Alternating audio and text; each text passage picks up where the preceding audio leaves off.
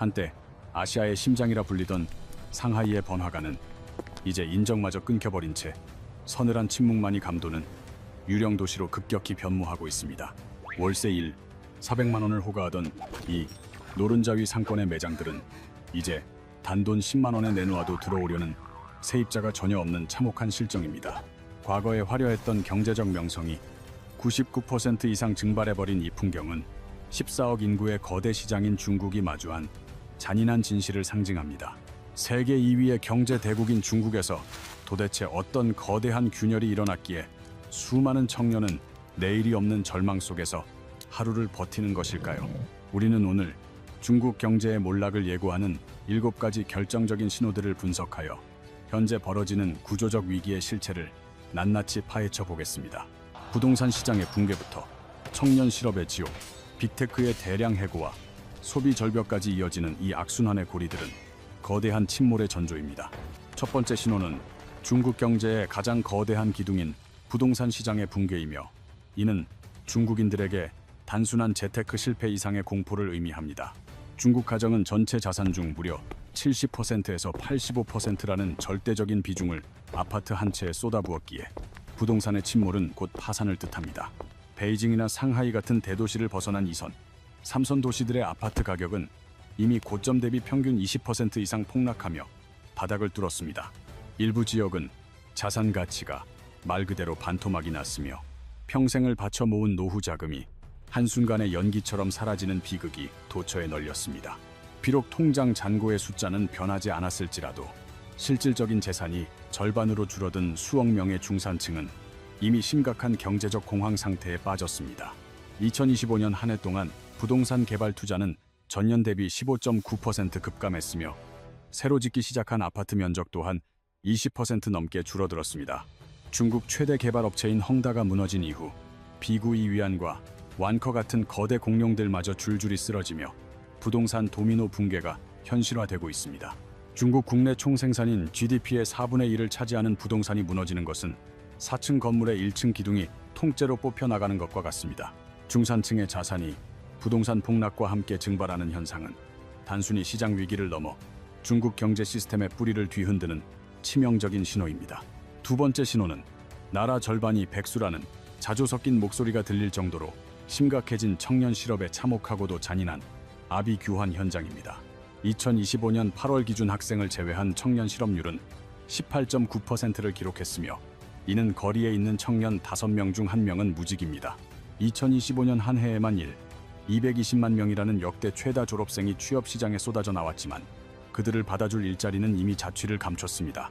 200만 명의 참가자가 단 500만 개의 의자를 두고 경쟁하는 가혹한 게임에서 700만 명은 무조건 바닥에 주저앉아야만 하는 구조입니다. 명문 대학교를 졸업하고도 배달 기사 자리를 놓고 경쟁해야 하는 이 뒤틀린 현실 속에서 청년들의 희망은 이제 먼 나라 이야기가 되었습니다. 베이징 대학교의 한 교수는 공식 통계의 허점을 지적하며 실제 청년 실업률이 46.5%에 달할 수 있다는 충격적인 추정치를 내놓았습니다. 구직을 포기한 청년들과 부모에게 얹혀 사는 관거루족, 그리고 아르바이트로 연명하는 이들을 포함하면 청년 절반이 무직인 셈입니다. 세 번째 신호는 과거 중국 경제의 혁신을 상징하던 빅테크 기업들의 유례없는 대량 해고 사태가 벌어지고 있다는 점입니다. 알리바바나 바이두, 텐센트 같은 기업에 취업하는 것은 한때 인생의 성공을 보장하는 보증 수표와 같았으나 이제는 옛말이 되었습니다. 실제로 중국의 전자상거래 거물인 알리바바는 지난 2년 동안 무려 10만 명 이상의 직원을 감축하며 생존을 도모하고 있습니다. 바이두 역시 2025년 말 모든 부서에서 최소 10%에서 최대 40%에 달하는 인력을 줄이는 사상 최대 규모의 구조 조정을 단행했습니다. 가장 안전한 고소득 직종으로 여겨지던 IT 엔지니어들이 하루아침에 짐을 싸서 회사를 떠나야 하는 잔인한 현실이 반복되고 있습니다. 세계적인 PC 제조업체인 레노버 또한 예외는 아니었으며 대규모 엔지니어 감원을 통해 비용 절감에 박차를 가하고 있는 상황입니다. 과거에는 공장 노동자들이 해고의 주된 대상이었다면 이제는 고학력 화이트칼라 계층이 가장 먼저 일자리를 잃는 기현상이 벌어지고 있습니다. 이는 중국 정부가 독과점과 데이터 보안을 이유로 빅테크 기업들에 가한 강력한 규제와 사업 압박이 주요 원인으로 작용했습니다. 정부의 규제에 경기 침체까지 겹치면서 혁신을 주도하던 기업들의 실적은 돌이킬 수 없을 정도로 급격히 악화되었습니다. 바이두의 경우 온라인 광고 매출이 5분기 연속 하락하며 수익 모델 자체가 흔들리는 심각한 경영 위기에 봉착했습니다. 인재를 뽑아 미래에 투자하던 빅테크 기업들이 이제는 투자 대신 생존 모드로 전환하며 모든 지출을 극단적으로 줄이고 있습니다. 이는 마치 거대한 타이타닉호가 가라앉을 때 1등석 승객들마저 구명보트를 찾아 절규하며 뛰어다니는 비상 상황과 매우 흡사합니다. 네 번째 신호는 14억 인구의 거대 시장이라는 명성이 무색해질 정도로 얼어붙은 소비 절벽 현상이 본격화되고 있다는 사실입니다. 2025년 11월 중국의 소매 판매 성장률은 1.3%에 그치며 코로나 팬데믹 종식 이후 역대 최저 수준의 성장세를 기록했습니다. 이어지는 12월에는 성장률이 0.9%까지 추락하며 사실상 중국의 소비 성장이 완전히 멈춰버렸음을 통계로 증명해 보였습니다. 현장의 상황은 더욱 심각하여 2025년 한 해 동안 중국 전역에서 17연개가 넘는 오프라인 매장이 문을 닫고 사라졌습니다. 딤섬으로 유명한 딘타이펑 같은 세계적인 외식 브랜드들조차 견디지 못하고 중국 내 매장을 대거 철수하는 결정을 내렸습니다. 상하이의 핵심 상권조차 임대료가 99% 폭락했음에도 세입자가 나타나지 않는 현상은 장사 자체가 불가능한 현지의 고통을 대변합니다.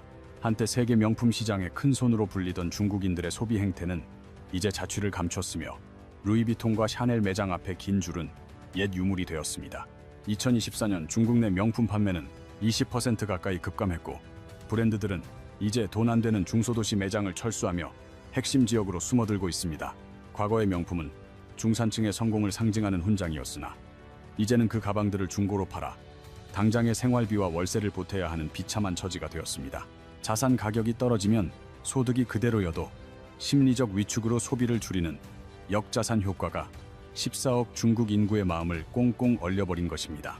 다섯 번째 신호는 중국 경제를 떠받치던 튼튼한 엔진이었던 중산층의 처참한 몰락이며 이는 앞서 언급한 모든 악재가 결집된 결과물입니다. 미국 전체 인구보다 많은 약 4억에서 5억 명의 중국 중산층은 그동안 성실히 일하고 소비하며 국가 경제의 성장을 견인해 왔습니다. 하지만 재산의 80% 이상이 묶여있는 부동산 가격이 반토막 나면서 평생을 바친 이들의 자산은 말 그대로 하룻밤 사이에 증발해버렸습니다. 설상가상으로 제조업 현장의 급여는 30% 넘게 삭감되었고 교사와 간호사 같은 공무원들조차 수개월째 월급이 밀리는 전례 없는 사태가 벌어집니다. 소비가 줄면 기업 매출이 떨어지고 매출이 떨어지면 직원을 해고하며 해고된 이들이 다시 지갑을 닫는 지옥 같은 악순환의 굴레에 빠졌습니다. 경제를 자전거에 비유한다면 중산층의 소비는 앞으로 나아가게 하는 페달인데 지금 중국이라는 자전거는 페달이 부러져 쓰러지기 일보 직전입니다. 정부가 소비 쿠폰을 뿌리고 금리를 낮추며 수많은 부양책을 쏟아내고 있지만 이미 무너진 시장의 신뢰를 회복하기에는 역부족인 상황입니다. 내일 당장 일자리를 잃을지도 모른다는 공포와 아파트값 폭락의 충격 앞에서 그 어떤 정책도 차갑게 식어버린 소비 심리를 되살리지 못하고 있습니다. 여섯 번째 신호는 금융 시스템의 위기로 2016년 1월 대규모 금거래 플랫폼인 JWR이 갑자기 무너지며 1조 8천억 원의 자금이 증발했습니다. 평생을 모아온 노후 자금을 이 플랫폼에 맡겼던 수만 명의 투자자는 하루아침에 빈털터리가 되어 거리로 쏟아져 나와 절규하고 있습니다. 이번 사태는 빙산의 일각일 뿐이며 제도권 밖에서 은행처럼 운영되는 그림자 금융의 부실은 중국 금융 시스템 전체를 폭발 직전의 화약고로 만듭니다. 지방 정부들은 그동안 땅을 팔아 운영 자금을 마련해 왔으나 부동산 시장이 멈춰서면서 수입원이 완전히 차단되어 파산 위기에 직면했습니다. 지방 정부의 돈을 빌려준 지방 은행들이 연쇄적으로 휘청이고 있으며 이미 일부 지역에서는 예금 인출이 동결되는 뱅크런의 전조 현상이 나타났습니다. 내 돈을 은행에서 찾을 수 없다는 공포가 확산되면서 금융권에 대한 신뢰는 바닥으로 떨어졌고 이는 도미노처럼 시스템 전체를 무너뜨리고 있습니다. 2024년 말 기준 중국의 가계 부채는 90조 위안에 육박하며 빚을 갚을 능력이 없는 고위험 채무자가 성인 인구의 7%를 넘어섰습니다. 금융 시스템이라는 거미줄의 가닥들이 여기저기서 끊어지기 시작했으며 충격이 전달되는 속도는 정부의 통제 범위를 이미 벗어나고 있습니다. 일곱 번째 신호는 중국 사회 전반에 번지는 깊은 절망이며 요즘 가장 많이 회자되는 단어인 내권과 탕핑이 그 실체를 고스란히 드러냅니다. 내권은 다람쥐 10바퀴를 돌리듯 끝없이 경쟁하지만 그 누구도 앞으로 나아가지 못한 채 제자리에서 소진되는 가혹한 상태를 의미합니다. 파이가 더 이상 커지지 않는 정체된 경제 구조 속에서 모두가 더 열심히 공부하고 일해도 보상은 오히려 줄어드는 기형적인 경쟁이 반복됩니다. 이에 대한 청년들의 응답인 탕핑은 말 그대로 바닥에 드러눕는다는 뜻으로 더 이상 시스템의 착취와 경쟁에 응하지 않겠다는 처절한 선언입니다. 결혼과 출산, 내 집 마련이라는 사회적 기대를 완전히 포기하고 생존을 위한 최소한의 활동만을 유지하며 무력하게 하루를 버티는 청년들이 늘고 있습니다. 부모 세대는 고속 성장의 혜택을 누리며 성공할 수 있었으나 지금의 청년들은 아무리 노력해도 신분 상승이 불가능하다는 것을 뼈저리게 깨달았습니다. 시스템이 공정하지 않으니 차라리 게임판에서 내려오겠다는 이 무언의 저항은 중국 사회의 역동성을 뿌리째 앗아가는 가장 치명적인 독소입니다. 역대 최저치를 기록 중인 혼인율과 출산율은 단순히 인구의 문제를 넘어 일할 사람이 사라져 경제가 영구적으로 위축되는 파멸적 결과를 초래합니다. 중국 공산당의 권력 정당성은 눈부신 경제 성장에서 나왔기에 성장이 멈추고 삶이 팍팍해지는 지금의 현실은 정권의 가장 큰 위협이 됩니다. 자유를 제한하는 대신 풍요를 약속한다는 국가와 인민 사이의 묵시적 계약이 깨지면서 사회는 깊은 불신과 무기력의 답에 빠져들고 있습니다. 역사적으로 보면 이러한 징조들은 1990년대 일본이 겪었던 부동산 버블 붕괴와 경제적 쇠퇴의 길을 놀라울 정도로 빼닮아 있습니다. 자산 가격의 폭락과 소비 위축, 그리고 미래를 잃은 청년들이 나타나는 잃어버린 30년의 비극이 지금 중국 대륙에서 재현되고 있는 것입니다. 일본의 히키코모리나 사토리 세대처럼 중국의 탕핑 또한 희망이 거세된 사회 구조 속에서 탄생한 비극적인 자화상이라 할 수 있습니다. 그러나 중국은 일본과 결정적인 차이가 있는데, 일본은 버블이 터졌을 당시 이미 세계 최고 수준의 부를 축적한 선진국이었다는 사실입니다. 반면 중국은 1인당 GDP가 미국의 6분의 1 수준에 불과한 상태에서 부자가 되기도 전에 늙어버리는 이른바 중진국 함정에 빠져버렸습니다. 엎친 데 덮친 격으로 미국은 중국을 향해 고율의 관세를 부과하며 중국 경제의 마지막 생명줄과 같았던 수출 길마저 처절하게 가로막고 있습니다. 내수 시장은 얼어붙고 수출 시장마저 봉쇄되는 사면초가의 상황에서 중국 경제가 자력으로 일어설 수 있는 여력은 점점 고갈되어 가고 있습니다. 물론 전기차와 배터리, 태양광 같은 신산업에서 세계적인 경쟁력을 보유하고는 있지만 이들이 전체 경제를 구원하기에는 역부족입니다. 신산업이 뿌리를 내리기도 전에 부동산 붕괴와 실업 같은 현재의 고통이 훨씬 더 빠른 속도로 중국 경제의 숨통을 조여오고 있기 때문입니다. 지금의 중국은 겉모습만 번지르르한 최신형 스마트폰 같지만 정작 배터리는 1%뿐이고 충전기마저 고장나 곧 꺼질 것 같은 위태로운 형국입니다. 지금까지 살펴본 7가지의 결정적인 몰락 신호들은 중국 경제의 화려한 겉모습 뒤에 숨겨진 치명적인 구조적 균열을 명확하게 보여주고 있습니다. 첫째로, 경제의 25%를 차지하던 부동산 기둥이 무너지며 중산층 자산은 증발했고, 둘째로, 청년 실업률은 18.9%라는 참혹한 기록을 경신했습니다. 셋째로, 알리바바와 바이두 같은 빅테크가 대량 해고를 단행했으며, 넷째로, 17연계의 매장이 폐쇄되며 소비시장은 얼음처럼 차갑게 식어버렸습니다. 다섯째로, 사억 중산층의 삶이 흔들리고, 여섯째로, 금융 플랫폼 붕괴와 지방은행의 위기로 신뢰가 무너졌으며, 마지막으로 청년들은 노력을 포기했습니다. 더욱 무서운 사실은 이 7가지의 거대한 위기들이 제각각 터지는 것이 아니라 서로 복잡하게 얽혀 동시다발적으로 폭발하고 있다는 점입니다. 부동산이 무너지니 중산층이 붕괴하고, 소비가 줄어드니 기업이 해고를 하며, 일자리가 사라진 청년들이 다시 절망에 빠지는 악순환이 반복됩니다. 중국 정부는 이를 단순한 고성장에서 고품질 성장으로 넘어가는 일시적인 성장통이라 주장하지만 현장의 데이터는 전혀 다른 목소리를 내고 있습니다. 계속해서 하락하는 부동산 가격과 투자를 꺼리는 기업들, 그리고 희망을 잃은 청년들의 현실은 이미 인위적인 부양책의 범위를 넘어섰음을 시사합니다. 이러한 중국의 경제 위기는 우리에게도 남의 일이 아닌데, 중국은 대한민국 최대의 교역국으로서 우리 수출 경제의 핵심적인 축이기 때문입니다. 중국 경제가 침몰하면 우리 기업의 수출은 직격탄을 맞고, 관광업과 중소기업들 역시 거대한 연쇄 타격의 영향권에서 자유로울 수 없게 됩니다. 따라서 우리는 앞으로 몇 가지 핵심 지표를 눈여겨봐야 하는데, 가장 먼저 청년 실업률이 20%를 돌파하여 사회적 불안이 극에 달할지 지켜봐야 합니다. 또한 베이징과 상하이 같은 일선 도시의 부동산 가격 추이를 확인하며 하락 속도가 가팔라지는지 혹은 안정세에 접어드는지 면밀히 체크해야 합니다. 셋째로 소매 판매 성장률이 마이너스로 돌아서며 본격적인 경기 침체가 시작되는지, 넷째로 지방은행의 예금 인출 동결 사태가 빈번해지는지 확인해야 합니다. 특히 2026년은 중국의 제15차 5개년 계획이 시작되는 해이자 그간 쌓여왔던 모든 모순이 한꺼번에 터져 나오는 운명의 해가 될 것입니다. 중국이 이 전대미문의 위기를 극복하고 재도약에 성공할지, 아니면 일본처럼 장기 침체의 모주로 빠져들지는 올해가 그 중대한 분기점이 될 것입니다. 분명한 사실은 현재 중국에서 벌어지는 일들이 단순한 침체가 아니라 경제의 근간과 사회적 신뢰가 무너져 내리는 구조적 변화라는 점입니다. 청년들의 희망이 사라진 사회에서 경제 성장은 더 이상 지속될 수 없으며, 이러한 변화의 결과는 중국을 넘어 우리 모두에게 영향을 미칠 것입니다. 여러분은 현재 중국 경제의 위기를 어떻게 보고 계신가요? 정말로 무너질 것이라 생각하시나요? 아니면 정부가 어떻게든 극복해낼 것이라 보시나요? 소중한 의견을 댓글로 나누어 주시면 감사하겠으며, 이러한 경제 지표들을 꾸준히 추적하여 여러분께 신속하고 정확하게 전달해 드리도록 노력하겠습니다. 오늘 영상이 도움이 되셨다면 구독과 좋아요를 부탁드리며, 끝까지 시청해 주신 여러분께 진심으로 감사의 인사를 드립니다. 다음 시간에 뵙겠습니다.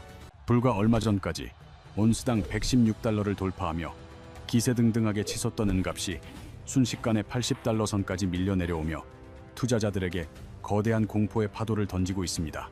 고점 대비 무려 30%에 가까운 폭락은 단순한 조정을 넘어 누군가에게는 전 재산이 녹아내리는 지옥의 문턱이며 시장을 떠나게 만드는 절망의 신호탄이 되었습니다. 하지만 제가 단언컨대 지금 차트 위에 찍힌 숫자는 진실을 가리고 있는 거대한 장막에 불과하며 대중의 눈을 속이기 위한 정교한 심리전의 도구일 뿐입니다. 많은 이들이 역시 은은 낚시였다거나 금값이 오를 때만 반짝이는 조연일 뿐이라는 회의론을 쏟아내고 있지만, 이는 거대 자본이 가장 즐겨 사용하는 기만술입니다. 대중이 이건 끝났다고 믿고 물량을 던질 때 보이지 않는 손들은 입가에 미소를 지으며 그 저렴한 물량을 모두 받아낼 준비를 마친 상태라는 것을 알아야 합니다. 진짜 놀라운 사실은 지금의 가격 폭락을 바라보는 월가의 시선이며, 그들은 이 상황을 자산 가치의 붕괴가 아니라 종이은의 강제 청산 과정으로 정의하고 있습니다. 실제 실물도 없는 가짜은 증서들이 시장의 변동성을 이기지 못하고 터져나가는 것일 뿐, 월가의 핵심 보고서에서 은은 더 이상 단순 귀금속이 아닙니다. 그들은 은을 금의 대체제가 아닌 21세기 문명을 지탱하는 핵심 전략 물질로 재정의하기 시작했으며, 이는 가격이 떨어질수록 이면의 가치는 폭등하고 있음을 의미합니다.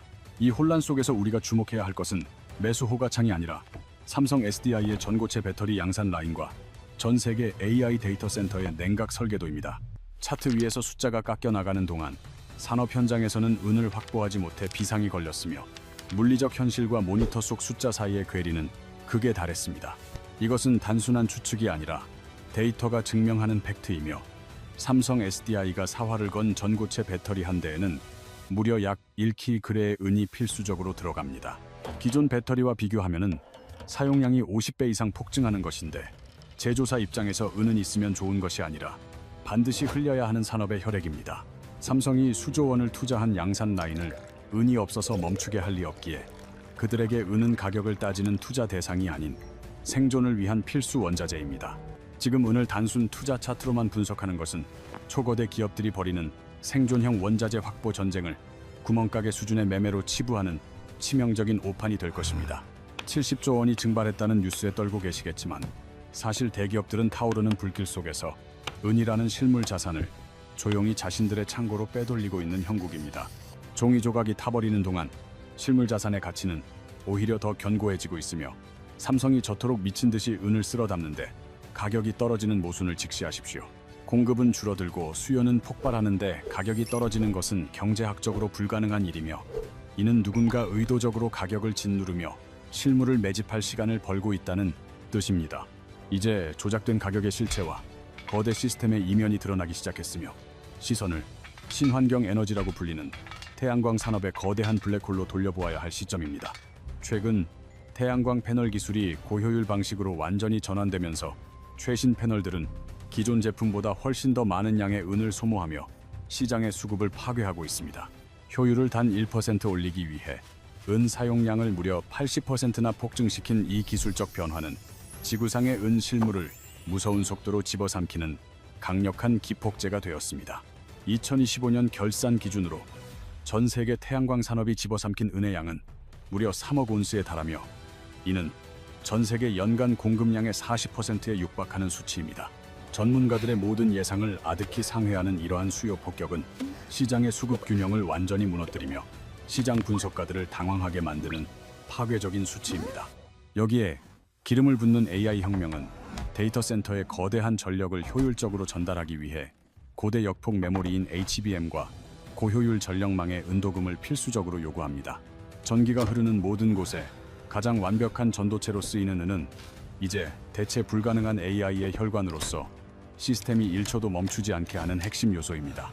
실리콘밸리의 거물들이 반도체 수율보다 더 두려워하는 것은 바로 그 반도체를 연결하는 실물 자원인 은의 고갈이라는 사실을 여러분은 직시해야 합니다.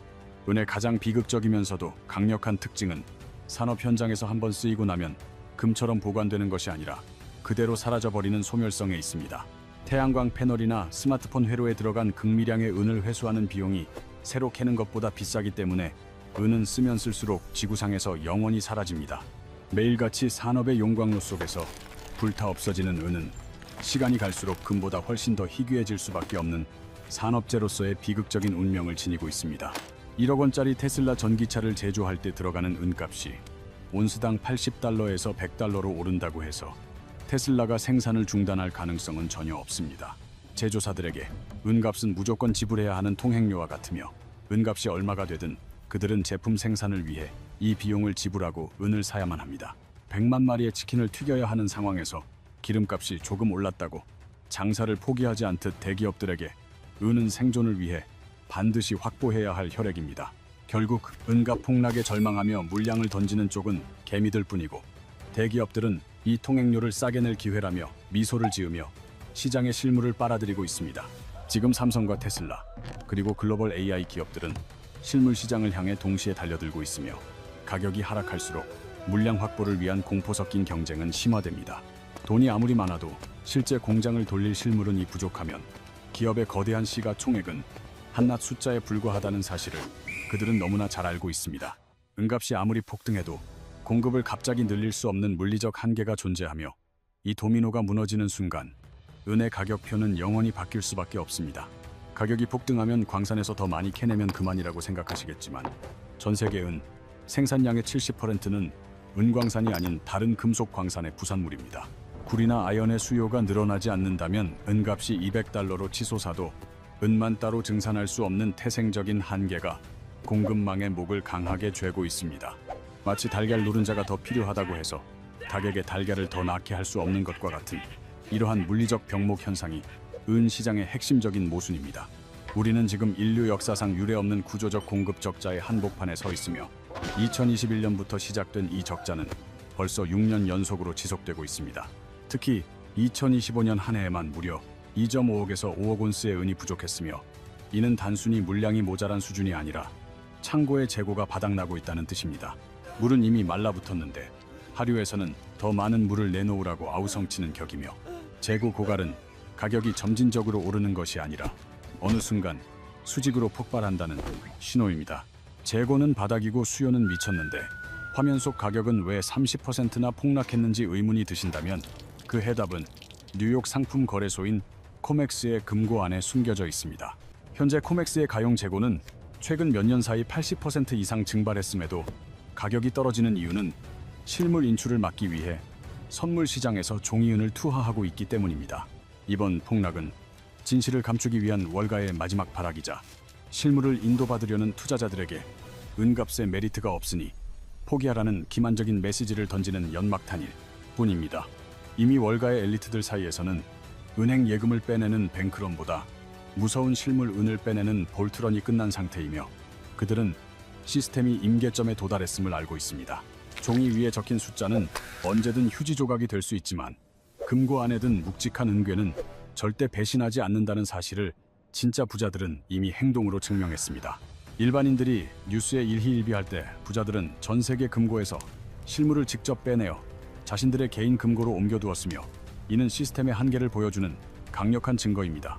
서방 세계가 가격 조작에 열을 올리는 동안 동방의 거대 자본은 다른 길을 걷고 있으며 뉴욕과 상하이 사이의 기괴한 가격 차이인 상하이 프리미엄이 발생했습니다.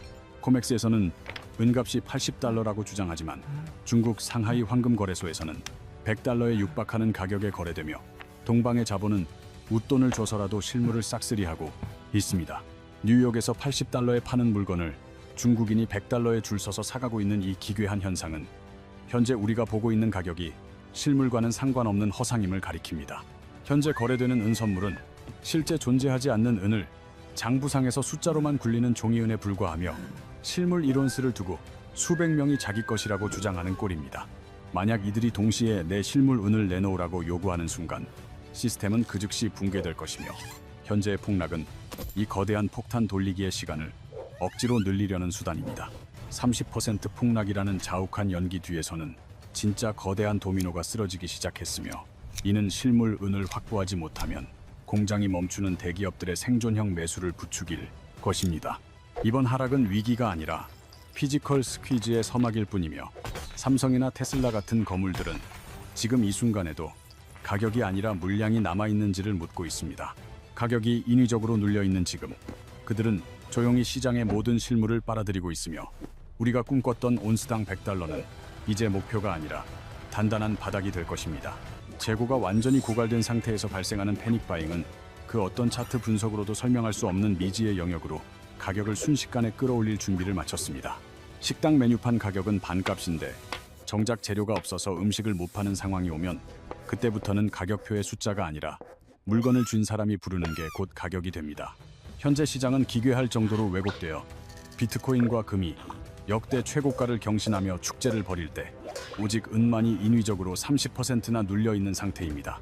하지만 이 거대한 괴리야말로 여러분에게 남겨진 역사상 가장 안전한 막차 탑승 신호이며 산업의 심장인 자원이 저평가되어 있을 때 선점하는 것이 투자의 정석입니다. 남들이 폭락에 겁을 먹고 도망칠 때 여러분은 이 기괴한 괴리의 틈새에서 부의 추월 차선을 발견해야 하며 그것이 투자의 본질입니다. 결국 이 게임은 소장농으로 남느냐 아니면 지주가 되느냐의 싸움이며 여러분의 선택에 따라 미래의 부의 계급이 결정될 것입니다.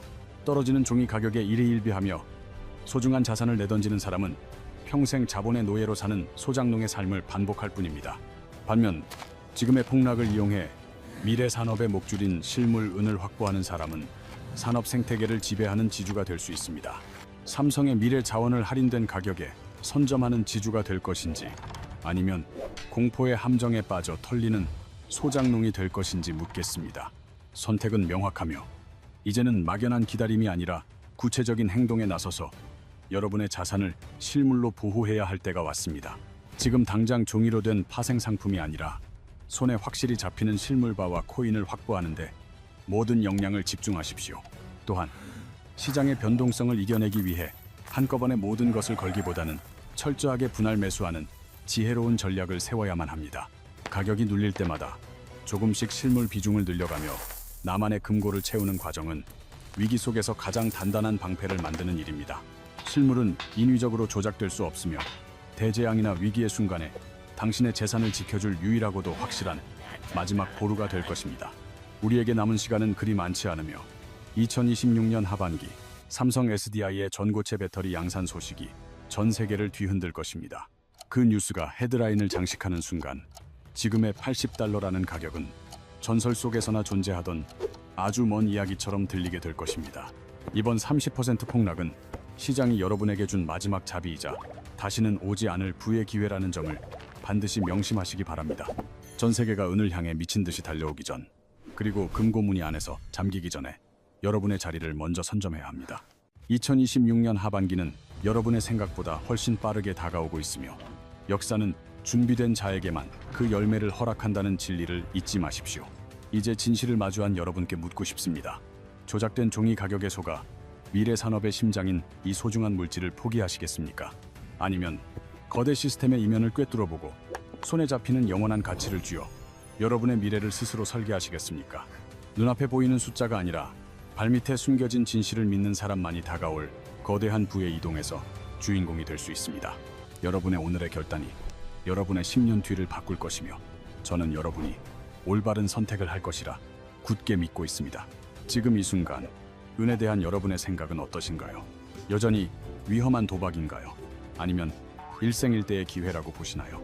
우리가 함께 살펴본 이 모든 데이터와 시장에 기괴한 징후들은 결국 하나의 거대한 결론, 즉 실물 자산의 귀환을 가리키고 있습니다. 2026년 하반기라는 구체적인 이정표가 우리 앞에 놓여 있으며 삼성의 전고체 배터리가 세상에 나오는 날 시장은 다시 한번 요동칠 것입니다. 그때 가서 후회하는 것은 너무 늦으며 남들이 가지 않은 길을 미리 닦아두는 사람만이 다가올 부의 파도를 가장 먼저 탈 수 있습니다. 조작된 숫자는 일시적으로 우리의 눈을 가릴 수 있지만 산업 현장에서 은이 사라지고 있다는 물리적 진실까지 가릴 수는 없는 법입니다.